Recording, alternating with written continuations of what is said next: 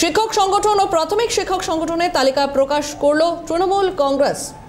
শিক্ষক সংগঠন এবং প্রাথমিক শিক্ষক সংগঠনের তালিকা প্রকাশ করল তৃণমূল কংগ্রেস। আমাদের সঙ্গে ফোন লাইনে রয়েছেন রাজা শাহ, আমাদের প্রতিনিধি, বিস্তারিত জানবো। রাজা,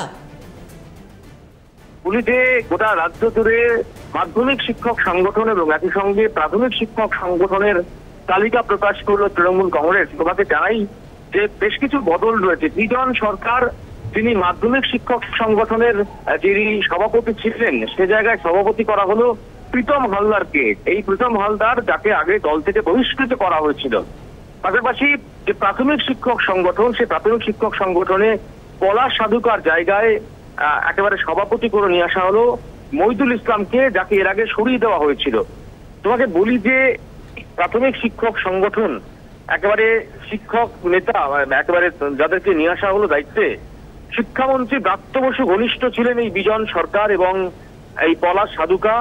যে দুজনকে বাদ দিয়ে কিন্তু এই শিক্ষক সংগঠনের যে কমিটি, যেখানে সভাপতি করা হলো, তারা একেবারে শিক্ষামন্ত্রী ব্রাত্য বসু ঘনিষ্ঠ যারা ছিলেন, বিজন সরকার এবং পলাশ সাধুকা, তাদেরকে বাদ দিয়েই এই নতুন কমিটি ঘোষণা করলো তৃণমূল কংগ্রেস। বেশ, ধন্যবাদ রাজা। আমাদের সঙ্গে ফোন লাইনে ছিলেন প্রতিনিধি রাজা সাহা।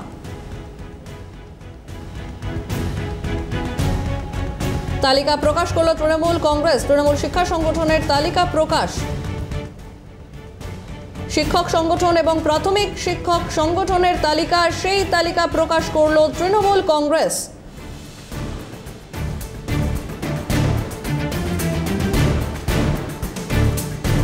শিক্ষক সংগঠন এবং প্রাথমিক শিক্ষক সংগঠনের তালিকা প্রকাশ এবং সেই তালিকা প্রকাশ করা হলো তৃণমূল কংগ্রেসের তরফ থেকে।